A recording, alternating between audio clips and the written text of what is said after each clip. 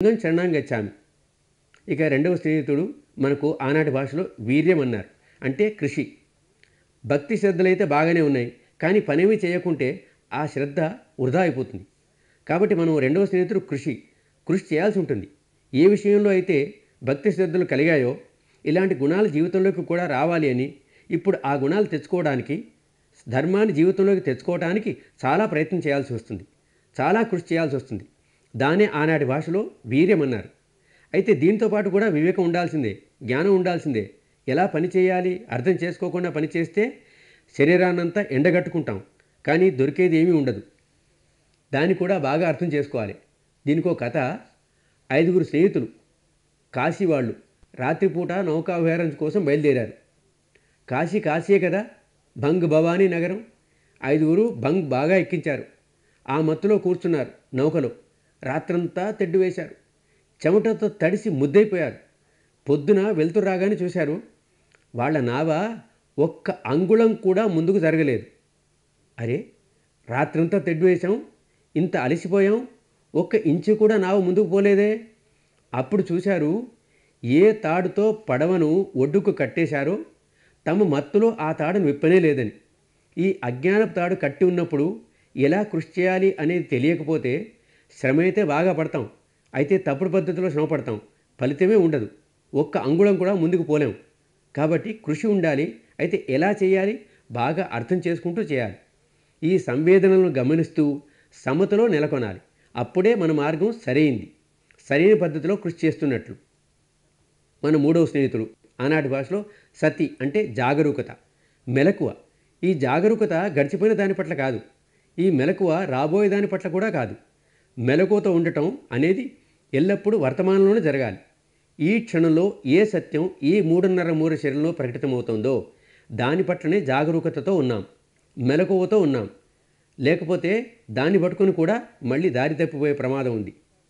మన 4వ మిత్రుడు సమాధి, ఏకాగ్రత.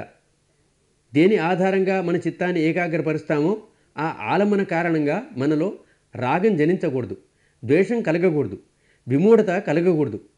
ఏదో కల్పించుకున్న ఆలంబనతో కాదు, రాగద్వేషాలు జనింపజేసే ఆలంబనంతో కాదు.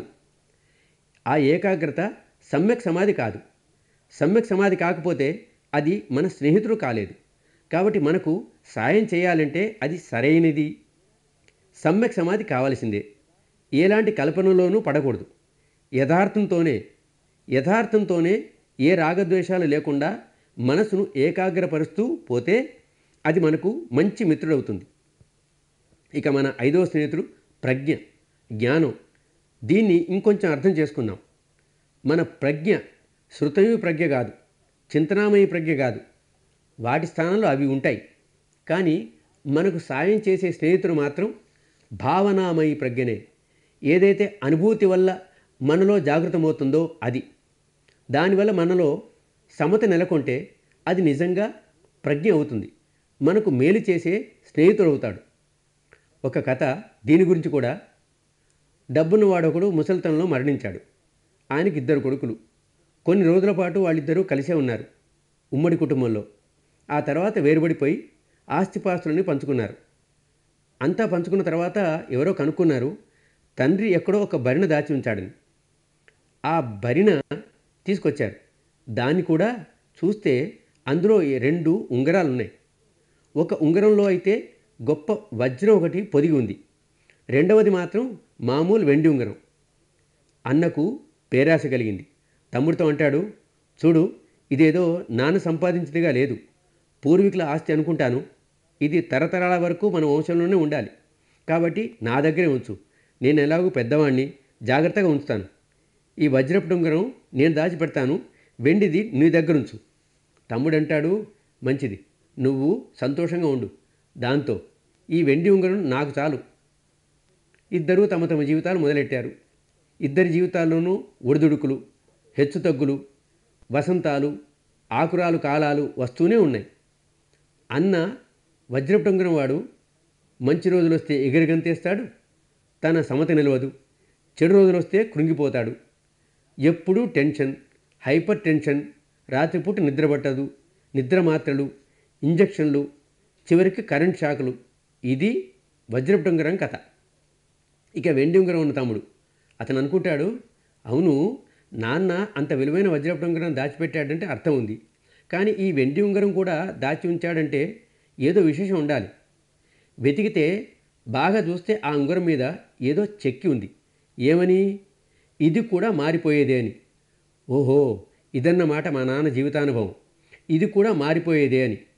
ఇక మంచి రోజులు వస్తే దాని నుంచి కూడా పారిపోడు. గృహస్థుడు కదా, దాన్ని అనుభవిస్తాడు. కానీ ఎలాగా? అనాసక్తుడే అనుభవిస్తాడు. పొంగిపోడు. తేన తెక్తేన భుంజీత. ఎందుకంటే చూస్తాడు, ఇది కూడా మారిపోయేదే, ఎప్పటికీ ఉండేది కాదు. ఇక రోజులు మారిపోతే, కష్టకాలం వస్తే చిరునవ్వుతో నాకు తెలుసు ఎప్పటికీ ఉండవని, పోతాయి అని. కష్టకాలం వస్తే బాధపడు. ఉంగరం చూస్తాడు, అరే ఇది కూడా మారిపోయేదే, మళ్ళీ సమతలో ఉండిపోతాడు. అన్ని పరిస్థితుల్లోనూ సమతలో ఉంటాడు. ఇలా మన జీవితంలో కూడా సమత నెలకొంటే భావనామయి ప్రజ్ఞ ఉన్నట్లు, లేకపోతే బుద్ధి విలాసమే అవుతుంది. ఇక్కడికి వచ్చి ఏ పని చేస్తున్నామో అది మన లోపల ప్రజ్ఞను మేలుకొల్పి జీవితంలోకి తెచ్చుకునే పని. అది మన జీవితంలో ఎంత ప్రతిబింబిస్తే అంతగా మనకు మేలు చేస్తుంది. ఎంతెంతగా వస్తే అంతంత మేలు. మరి ఈ 5 స్నేహితుల్ని వెంట ఉంచుకోవాలి, మన దగ్గరే. ఇంకా చాలా నిర్మలంగా ఉంచాలి. అప్పుడు చూడాలి ఎంత ముందుకు పోతామో. ఎప్పటికైనా ముక్తిని సాధించే తీరుతాం. అందరికీ సరైన దారి దొరకాలి. ధర్మ మార్గంలో ఎలా నడవాలి అనేది అర్థమైతే ఇక మిగిలింది కృషే, మన శ్రమే. కాబట్టి ఇక మిగిలిన ఈ 2-3 రోజుల్ని బాగా ఉపయోగించుకోవాలి. మన మంచి మనమే చేర్చుకోవాలి. మన మంచి మనమే చేకూర్చుకోవాలి. మన స్వస్తి ముక్తుల్ని మనమే సంపాదించుకోవాలి. భవతు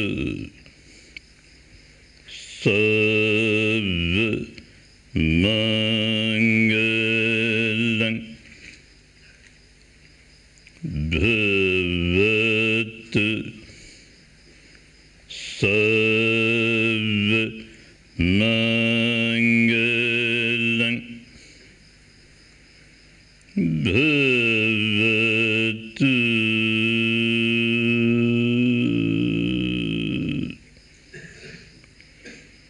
సర్వ